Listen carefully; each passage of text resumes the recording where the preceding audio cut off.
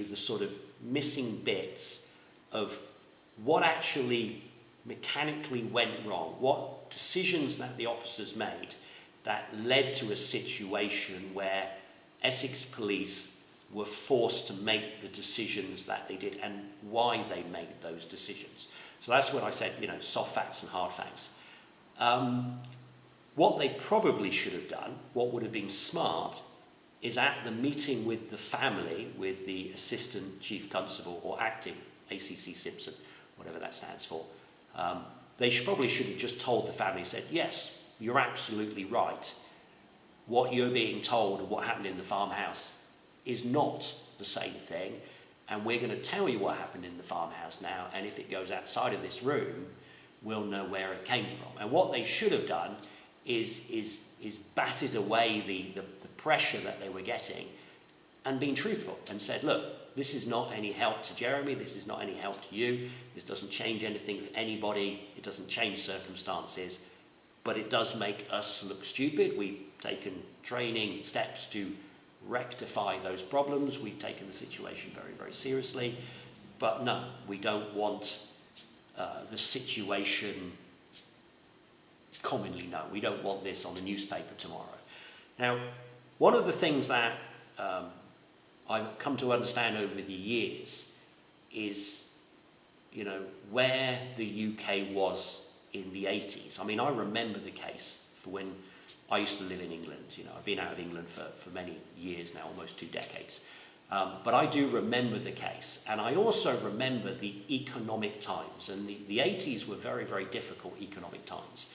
And, obviously Hillsborough is of a serious period. Before Hillsborough, there was also the Birmingham 6 that, had a miscarriage of justice and release. And obviously, Margaret Thatcher at that time, was very, very supportive of the police. And the police were also very heavily supported. So, this situation took place when there was a fair amount of economic and employment and social problems. And obviously, to police effectively, you need the confidence of the people. So, as I understand it, the decisions to sort of not be honest, like in Hillsborough, try and deflect blame and attention away from them, were the norm in those years. And they were supported all the way through up, right the way through to the government and Margaret Thatcher, who even issued, very large salary increases to police officers. It was needed in society. And that, again, was one of the soft facts why those decisions, why officers, chose more to cover up rather than just saying, we made a mistake. That was not something that was done normally. In fact, that's something you consistently see in policing today. There's other campaigns. Obviously I'm going to mention Hillsborough, but there's also a campaign that is actually going through, I think, a review at the moment, where it's the Get Police Spies Out of Our Lives campaign, where the police used undercover police officers who actually had relationships and had kids with some campaigners to spy on campaigns. And obviously these are things that the police don't like to admit, but because some of the officers have said, yeah, that's what I did, they can't deny it any longer. But policing has a very long history of when it makes a mistake, it's not necessarily very honest. It's sometimes easier to manage public perception than it is to be honest.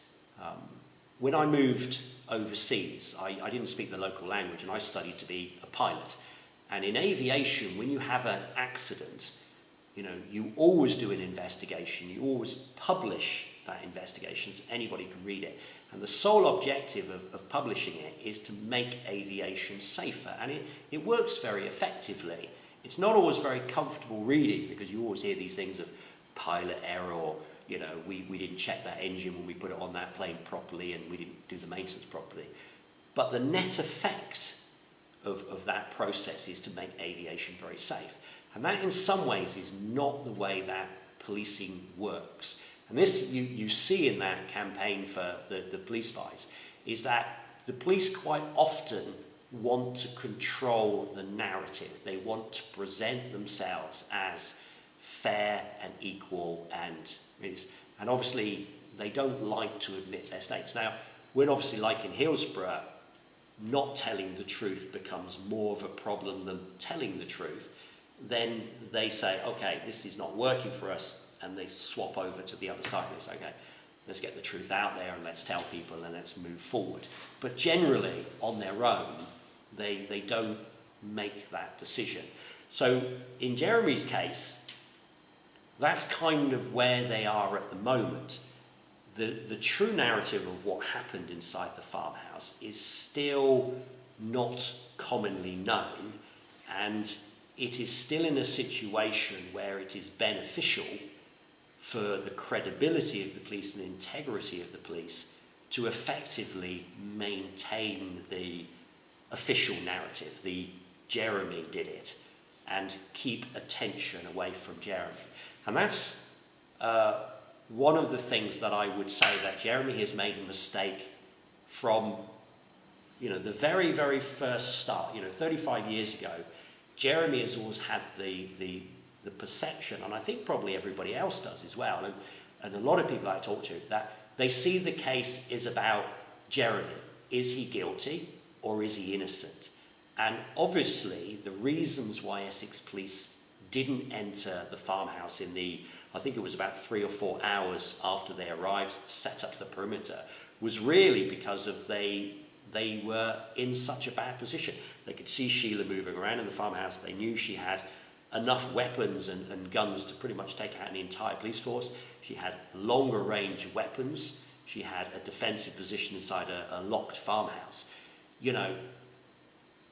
That narrative has really put Essex police in the situation where it's better for them to keep the focus on Jeremy. And Jeremy's kind of, I wouldn't say being cooperative with this, that's the wrong way to explain it. Jeremy has done what probably most people would do. Jeremy said, I didn't do it, I'm innocent, I believe in the justice system, I believe in the court cases, and you don't convict people who are innocent. So, he went into trial, let's say, arrogantly or confidently, I didn't do it, I know that. And really, Jeremy never understood, and in some ways he doesn't today, what the case is really about.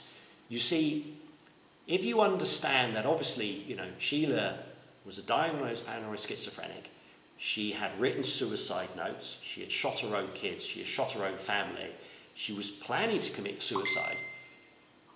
Sheila was not bothered about being seen inside the farmhouse. So the police officers saw her, and obviously what that means for the dynamics of the case is that it is exceptionally difficult, once the truth of what happened inside the farmhouse is known, for Essex police to say, oh look, we've mistakenly convicted Jeremy. It is classified, and Jeremy uses this word, it's a miscarriage of justice. It's not. And that's why I say, that's why I'm very keen for people to understand. I'm not saying that Jeremy's innocent. I'm talking about the framing of Jeremy Bamber and why that has been done. Now, obviously that decision was made, or those events ended up at that point 35 years ago. What you have now is, obviously Jeremy's been in prison for 35 years. You now have years of destruction of the evidence, editing of the evidence, withholding of the evidence, supposed loss of critical bits of the evidence. You've got Jeremy going through 2 appeal courts and 1 review by the Criminal Cases Review Commission. You've obviously got the evidence now being placed under public interest immunity, which requires a sign-off by the Home Secretary, so a clear paper trail all the way up to the government. What they were fighting for at Jeremy's trial was not innocence or guilt, was really not being found out to what had actually happened inside the farmhouse. That was the motivation to convict Jeremy at the time, or why things went wrong. And today, that is still what the trial is about. That is still what Bambergate, the framing of Jeremy, is about. Now, most people think it's about Jeremy. Most people say, did he, didn't he? And if you read articles, that's what they always present to the public. That is the official narrative of what the case is about. And it's not, it's not about that at all. And that's why I'm going to make then the next episodes, I will talk specifics about the evidence, but I will not talk about specific evidence about innocence or guilt. I'll show you why certain pieces of evidence had to be destroyed, had to be edited, had to be withheld, and what those pieces of evidence would tell you. And I'll also go on to talk about the larger problems involved in the case. I'll stop there.